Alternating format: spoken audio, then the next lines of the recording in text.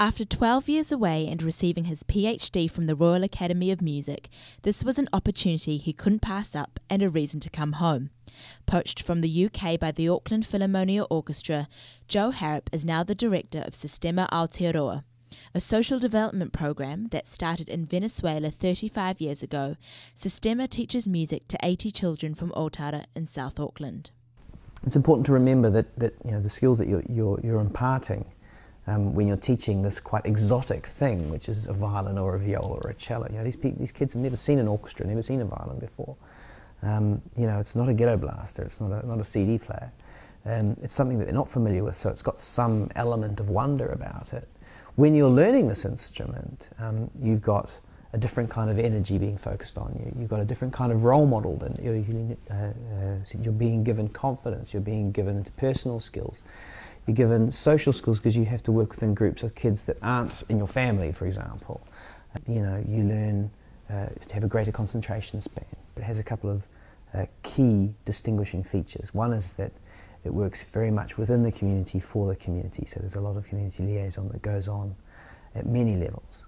Secondly, most of the teaching is done in groups of children with tutors. And thirdly, it has a different kind of progression.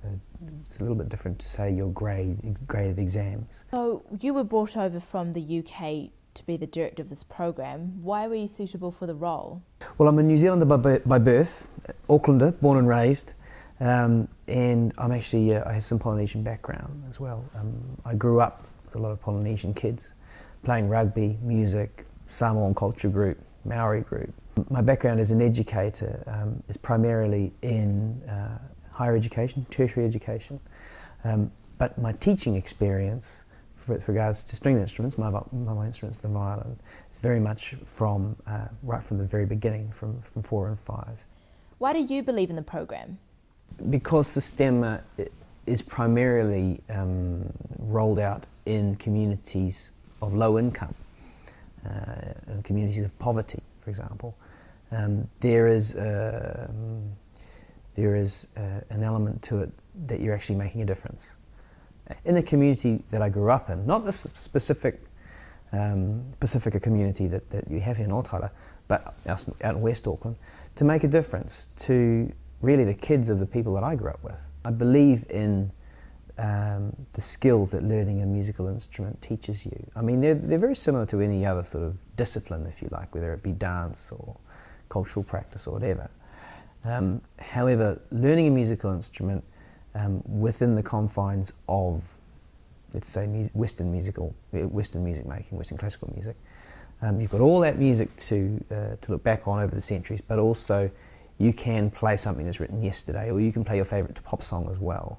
And you have an established teaching tradition. And it's not just about the instrument as well. It brings these group teaching community ethos right into what they call pre-instrument training. So it's teaching kids to sing in tune, teaching them their do, re, mi, fa, sol, la, ti, do. Here in New Zealand and UK, solo training or 1-1 is very common.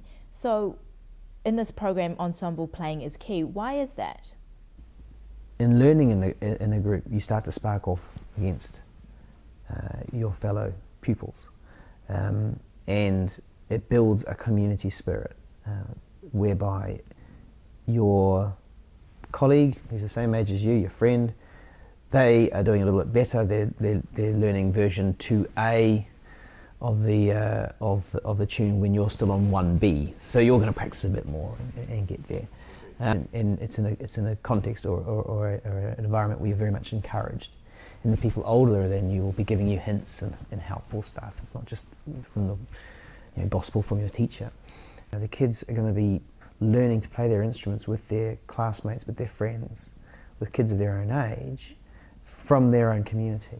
The program was hugely successful in Venezuela, helping reduce crime, improving lives of participants, and raising attendance in class. What playing an instrument does is gives a sense of self-worth. And it bears itself out in sound. You can make a good sound. You can play a tune. People can listen and say, "Oh, that's great."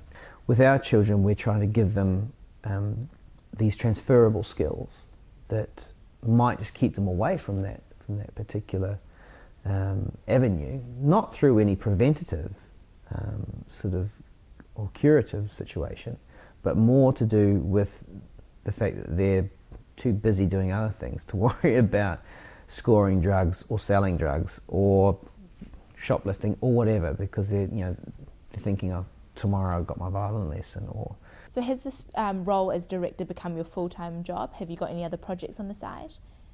At the moment it's all about establishing the program, but I'm practicing, and it's part of my contract that I keep my performance up. Come back after a few years and people would still know me as a performer. And then suddenly I got my PhD and they're sort of saying, hey, are you a performer or are you an academic or are you a teacher? I hear you've got a job at a university, are you a teacher?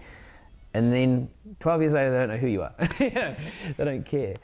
It's a chance to sort of reinvent one's performance practice, if you like, and I'm looking forward to doing that.